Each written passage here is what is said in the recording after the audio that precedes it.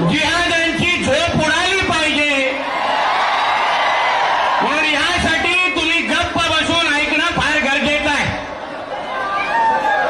मंचावर ज्यांनी आताच आपल्याला मार्गदर्शन केलं आणि ते पुढे गेले ते सन्मान्य जगद्गुरू महाराज तेलंगणावरून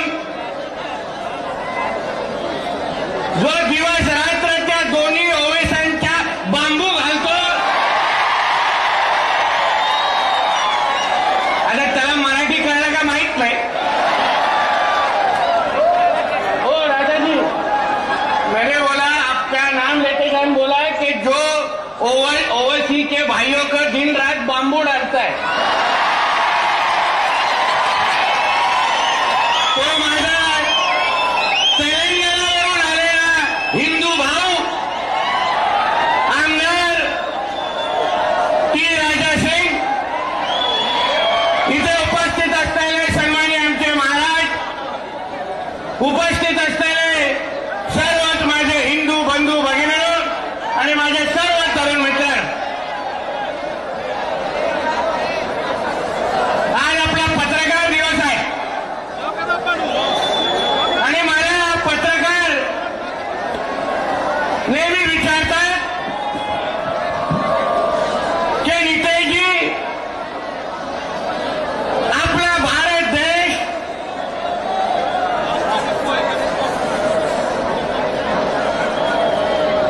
मी त्याच्यातला नाही आहे, बोलताना बडबड ऐकणारा नाही आहे. मला विचारतात की नितेशजी आपला भारत देश हा हिंदू राष्ट्र कधी बनणार. मी बोलतो कधी बनणार. आणि माझा भारत देश हा हिंदू राष्ट्रच आहे आणि माझ्या भारताचं प्रत्येक इंच जमीन ही सगळं आमच्या हिंदूंचीच आहे, बाकी कोणाचीच होऊ शकत नाही. प्रत्येक इंच या जमिनीवर माझ्या तुमच्यासारख्या हिंदू समाजाचा अधिकार आहे. ज्या देशामध्ये 90% हिंदू राहतात त्याला आपण हिंदू राष्ट्रच म्हणतो. आणि या हिंदू राष्ट्रामध्ये आमच्या कुठल्याही हिंदूला कोणीही अगर वाकड्या नजरेने पाहत असेल तर ती नजर आम्ही जागेवर ठेवत नाही, ठेवायची नाही. एवढं समजून आज तुम्ही इथून जायचंय.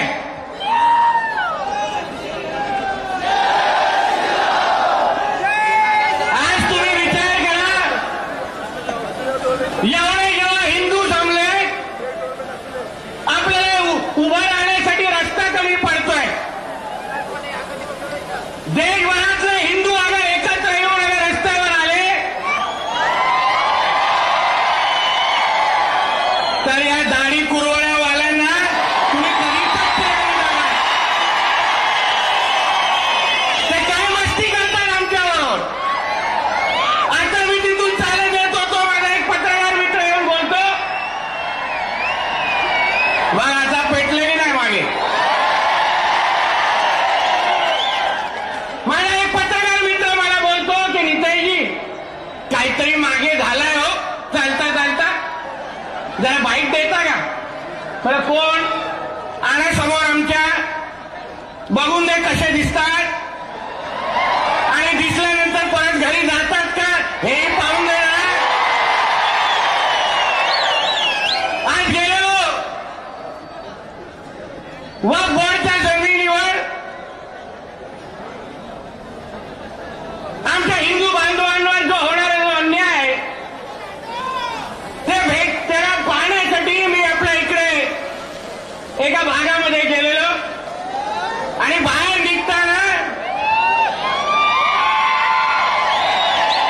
हे बाबा आता हे आता तू वरचं ते काय बंद कर नाही तर मला भाषण डिस्टर्ब होतं, मला घरी घेऊन जायला लागेल. ते कोण करताय ना ते एका जागेवर ठेवा नाही तर मग बाजूला करा.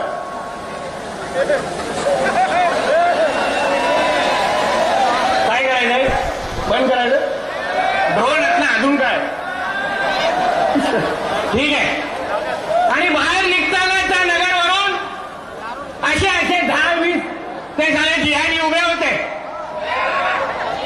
त्यांना मी सोलापूर मधल्या सगळ्या या जिहाद्यांना सांगेन, या हिरव्या सापांना सांगेन, आमच्या नादी लागू नका. त्याच्यातले नाही आहोत आम्ही. तुम्ही आमच्या कुठल्याही हिंदू समाजाच्या कोणाकडे यापुढे कुठलाही अन्याय कराल तर आज तर फक्त दोघं सभेच्या निमित्ताने आलेलो आहे. उद्या न सांगता सोलापूरमध्ये येऊ आणि मग घेऊन जाऊ आपल्या बरोबर कुठेतरी. कोण आम्हाला काही करू शकत नाही, काही करू शकत नाही. कारण का हे हिंदू राष्ट्र आहे. इकडच्या जमिनीवर आमचा अधिकार आहे. कसला तो वक्फ बोर्डचा कायदा? कोण मानतो तो कायदा? ऐकून घ्या रे, काय झालंय? आवाज येत नाही? इथून पण आवाज येत नाही?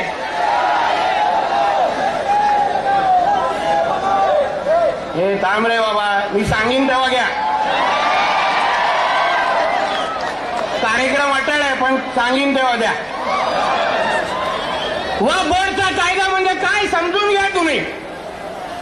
तुम्हाला जे उठसूट सांगितलं जातं कि ये हमारी जमीन है, हमारे जमीन पे आप लोग आके रह रहे हो, याबद्दल तुम्ही समजून घ्या, शिकून घ्या. हा कायदा 1995चा आहे. हा वक्फ बोर्डचा कायदा हा फक्त आपल्या देशामध्ये आहे, फक्त आपल्या देशामध्ये. असा कायदा ना कोणा हिंदूंसाठी आहे, ना कुठल्या शीख समाजासाठी आहे, ना कुठल्या ख्रिश्चन समाजासाठी आहे. अहो ते सोडा. अशा वक्फ बोर्डचा कायदा जे जे देश इस्लाम राष्ट्र म्हणून आम्ही ज्याला ज्याला ओळखतो, हा असा वक्फ बोर्डचा कायदा त्या पाकिस्तान किंवा इजिप्त या देशांमध्ये पण नाही आहे. म्हणजे यांच्या इस्लाम मानणाऱ्या राष्ट्रामध्ये त्याला वक्फ बोर्डचा कायदा आणत नाही. पण ज्या देशामध्ये 90% हिंदू राहतात त्या देशामध्ये अशा पद्धतीचा कायदा आणायचा आणि हिंदूंना तिची लोकसंख्या कमी कशी करायची त्यासाठी हे मोठं षडयंत्र आहे. तुम्ही सगळेजण समजून घ्या.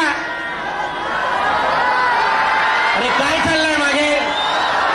अरे स्पीकरचं काहीतरी करायला पाहिजे बाबा. थांब रे बाबा, थांब. कळले इथे बत्ती वाजली, इथे दिसते तुझी. मागच्या स्पीकरचं बघा काय झालंय.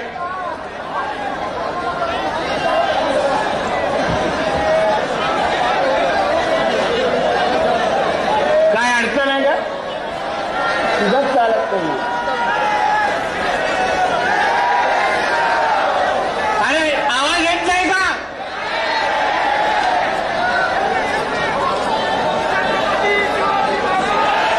तुमच्यातला कोणतरी त्या वायरवर उभा तर नाही?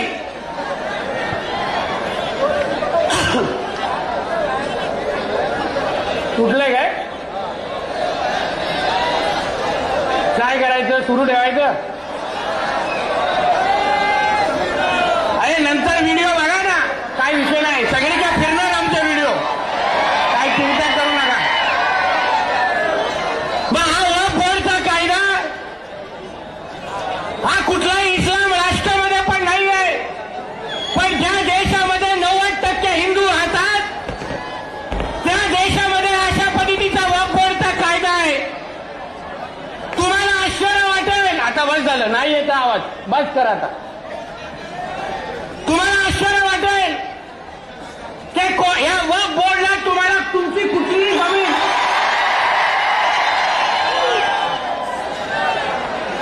आला का रे बाबा? ठोकायचं अजून?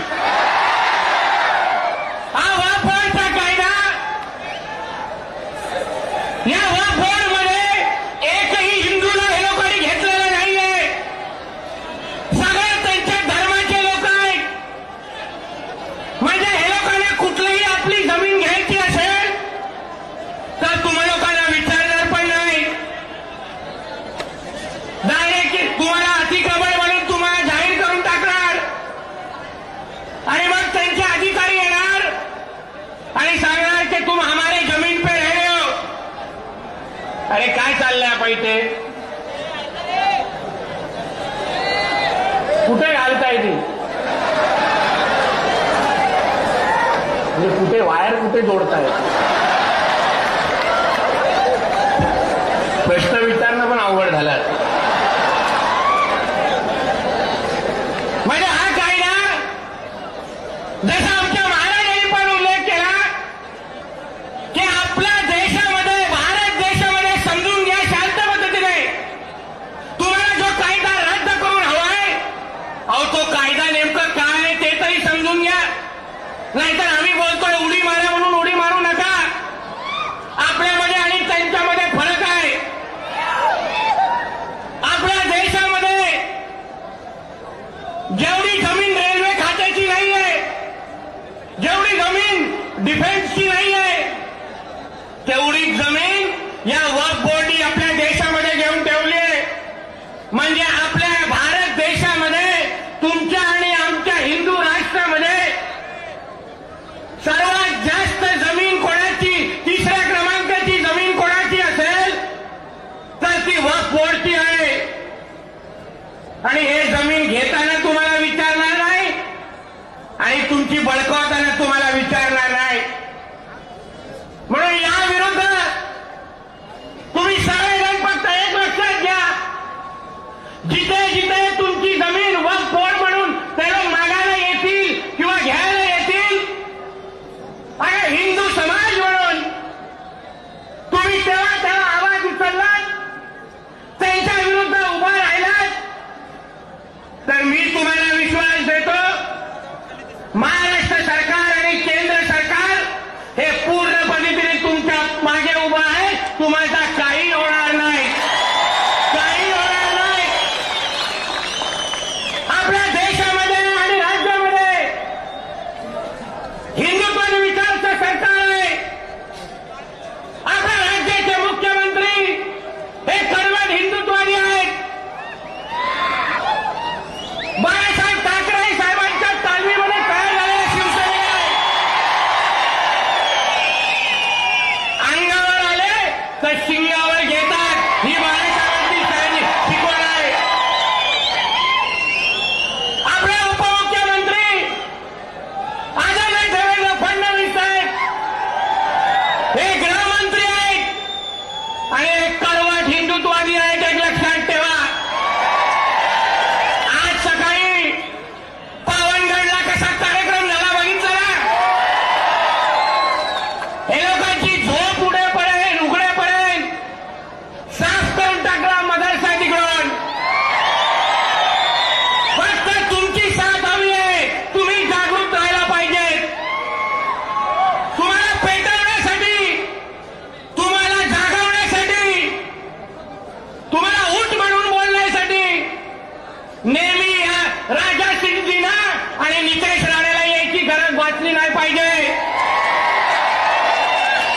हिंदू समाज म्हणून तुम्ही ज्या दिवशी जागृत व्हाल, हिंदू समाज म्हणून तुम्ही ज्या दिवशी उभे राहाल, मी तुम्हाला विश्वास देतो, कुठलाही पोलीस तुमच्याकडे वाकड्या नजरेने पाहू शकणार नाही. बसवत देवेंद्र फडणवीस साहेब तिकडे जो कोण तुमच्यावर अन्याय करत असेल, जो आपल्या देशामध्ये, मला आश्चर्य वाटतो, आपल्या देशामध्ये आपण डॉक्टर बाबासाहेब आंबेडकरांचं संविधान मानतो की नाही? मानतो की नाही? मग संविधानामध्ये जो अधिकार तुम्हाला आणि मला दिलाय, त्याच्यामध्ये या वक्फ बोर्ड ह्या आला कुठे? वक्फ बोर्ड काय? वक्फ बोर्ड काय हे लोकांनी वरतून पाठवलाय? काय उपता येतं त्या वक्फ बोर्डमध्ये जाऊन? हे लोक आपल्या देशामध्ये, बांधवांनो लक्षात घ्या, आपल्या देशामध्ये सिरिया आणि पाकिस्तान सारखा शरिया कायदा लागू करू पाहतायत. तुम्ही जागृत राहा बांधवांनो. बघा त्या ठाण्यामध्ये काय झालं, तुम्ही सगळ्यांनी वाचली असेल ती बातमी. गेल्याच महिन्यामध्ये NIAच्या माध्यमातून एक कारवाई ठाण्यामध्ये झाली.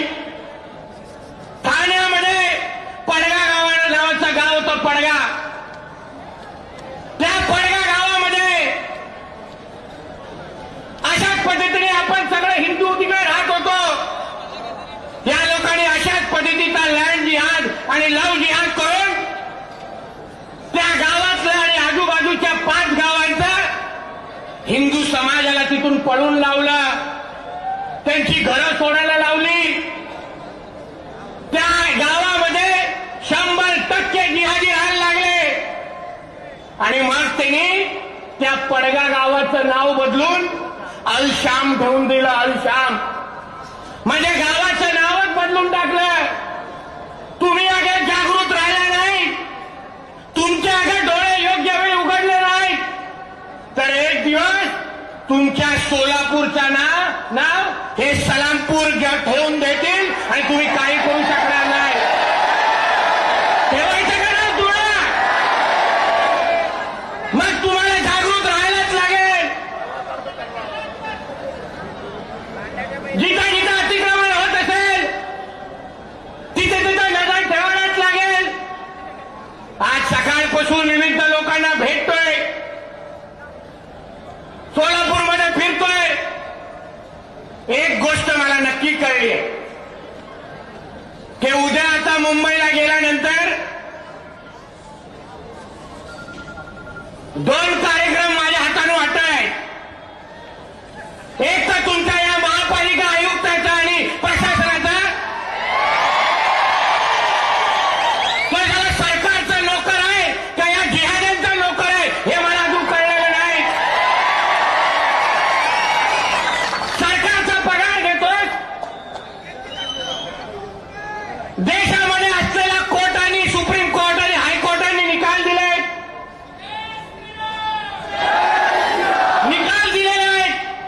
की ही आज असलेली मस्जिद अनधिकृत आहे, हे काढून टाका असे ऑर्डर आलेले आहेत.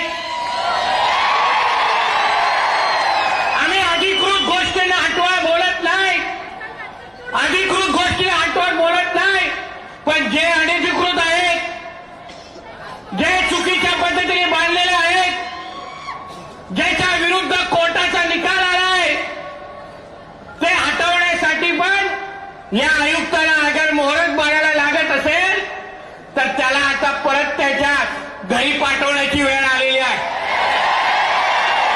तुला कोण वाचवायला येणार नाही. ते आम्ही बसलोय सरकारमध्ये आणि माझा तर स्ट्राईक रेट तुम्हाला माहिती आहे. आपल्या रेडारमध्ये कोण आला? मी प्रत्येक अधिवेशनामध्ये किमान 2 अधिकाऱ्यांना सस्पेंड करून घरी बसतो.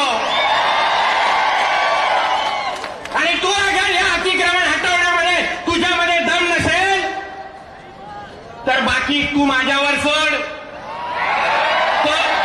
तो माजी गृह केंद्रीय मंत्री तुला नाही वाचवायला येणार, नाही वाचवायला येणार.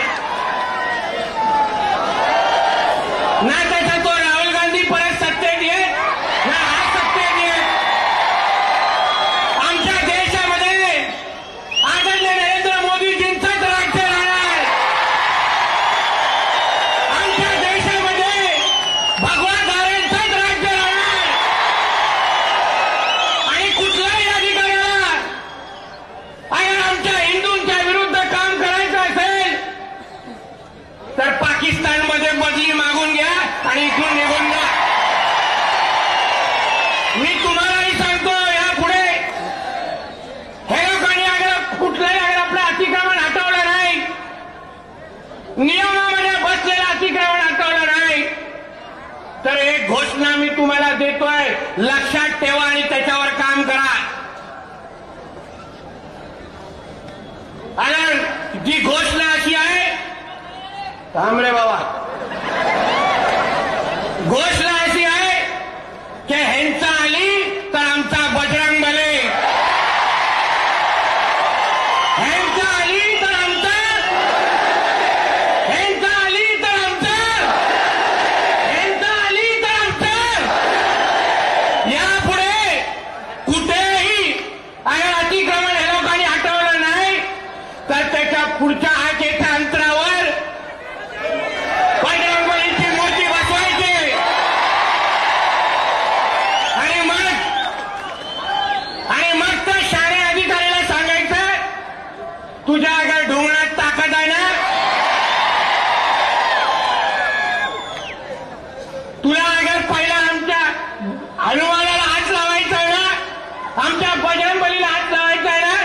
पहिले ती असलेले ते अतिक्रमण मस्जिद तोड आणि मग आमच्या देवाकडे वाद. सोलापूर तुम्ही करणार की नाही?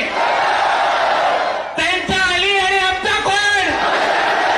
त्यांचा अली आणि आमचा कोण? यापुढे ऐकायचं नाही. आम्ही काय वेगळं मानत नाही. जे कायद्यामध्ये लिहिलेलं आहे ते कायद्याचं पालन व्हावं एवढीच आमच्या लोकांची इच्छा आहे. आम्ही अधिकृत कुठली गोष्ट मागत नाही. पण तुम्हाला अगर आमच्या देशामध्ये डॉक्टर बाबासाहेब आंबेडकरांचा कायदा मानायचा नसेल तर आम्ही तुम्हाला मानणार नाही. आम्हाला हे वक्फ बोर्ड मान्य नाही. काय करायचं तर करा, मग होऊन जाऊन दे एकदाच. काय वाटतंय तर आमचा देश आहे. तुम्ही एक विचार करा. लव जिहाद असेल, लँड जिहाद असेल, असाच हे लोक लोकसंख्या कमी करत करत करत आपल्या या देशाला 2047 पर्यंत हे लोकांना इस्लाम राष्ट्र बनवायचं आहे. दिवस रात्र त्याच्यासाठी मेहनत करतायत. दिवस रात्र आपली लोकसंख्या कमी करतायत. त्या लव जिहादच्या निमित्ताने आमच्या हिंदू बहिणींवर वाकड्या नजरेने बघण्याची या साल्यांची हिंमत. तुम्ही सगळेजण अगर जागृत राहिलात तर ह्यांच्यातला एक आमिर खान, शाहरुख खान जिवंत ठेवायचं नाही. त्याला सांग तुला काय नाचायचंय ना त्या पठाण पिक्चर मध्ये नाच, इथे नाटकं करायची नाही. हे आमचं हिंदू राष्ट्र आहे. माझ्या कुठल्याही हिंदू बहिणींकडे वाकड्या नजरेने तू पाहशील तर तुझे डोळे काढून त्याच्याने गोट्या खेळीन. एक लक्षात घ्या. गोट्या, डोळ्यांच्या गोट्या बोलला ना, अजून काय नाही.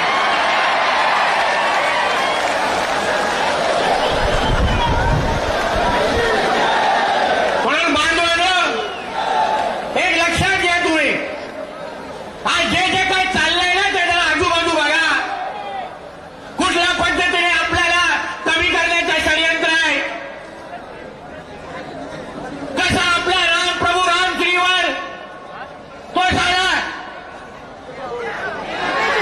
कोण रे? तो सारा मुंबईचा जितोय ते त्याला स्टेटमेंट देऊन एवढं संरक्षण घेऊन फिरतो रे बाबा. एवढं तुला हिंमत आहे ना विचारण्याची का राम काय खातो? सोड ना तुझं संरक्षण. मग कोण कोणाची मग हड्डी चावतो मग बाय. तो आहे आणि तो आहे ना तो हिरवा आबू आदमी वळवळतो झाला. तुझी काय लायकी दाखवली माहिती का विधानसभेमध्ये? या लोकांना मी तुम्हाला बोलतो आपलं दुर्दैव आहे. खरंच आपलं दुर्दैव आहे. कधीही कुठल्याही या जिकोदिनला मी सांगेन तुझ्यामध्ये हिंमत आहे ना खरी? तुला मोठं भाषण द्यायचंय आणि मोठं व्याख्यान सांगायचंय तर सांग ना रे. तू प्रभू राम बद्दल बोलतात ना, हे खाल्लं ते घालतात तुझ्या ढुंगण्यामध्ये खरंच अगर हिंमत असेल तर सांग कुराणमध्ये असं लिहिलंय. हा हिंमत तुझ्यामध्ये? जे काय प्रयोग करायचे ते आमच्या हिंदू देवी देवतांवर करताय. जे काय वक्तव्य द्यायचे ते आमच्या हिंदू देवी देवतांवर द्यायचे आणि मोठा नंतर सांगायचं काय नाही माझ्याकडे पुरावे आहेत. आम्ही नाही मागितले बाबा तुझ्या आई वडिलांकडे पुरावे. तू अगर आमच्या देवी देवतांकडे ते पुरावे देत असतील ना मग आम्हाला पण वेगळे पुरावे मागायला लागतील. पण तुम्ही या गोष्टी लक्षात ठेवा. आजूबाजूला काय चाललंय तुम्ही अगर जागृत राहिला नाही तो एका बाजूला सनातन धर्माला आव्हान देण्याचं काम चाललंय. आपण अगर जागृत म्हणून अगर हिंदू म्हणून राहिलो नाही तर हे लोक आपल्या धर्माला आव्हान देण्यासाठी तयार होत आहेत. 2024 या वर्षामध्ये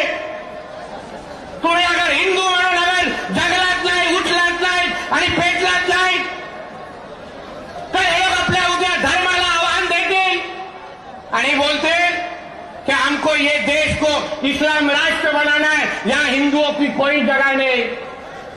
म्हणून या सगळ्या गोष्टी तुम्ही आवर्जून लक्षात ठेवा. यापुढे वक्फ बोर्ड सारखा फालतू कायदा आपल्याला आपल्या देशामध्ये बरखास्त करायचा आहे. अशा पद्धतीची मागणी लावून धरायची आपल्याला. कुठलाही आपला हिंदू वर्ग कोणी वाकडे नजरेने कोणी पाहिलं तर आम्हाला विचारत बसू नका. ठरलेला कार्यक्रम करून टाका आणि मग झाल्यानंतर एक फोन मला करा. सुखरूप घरी पोहोचवण्याची जबाबदारी माझी असेल.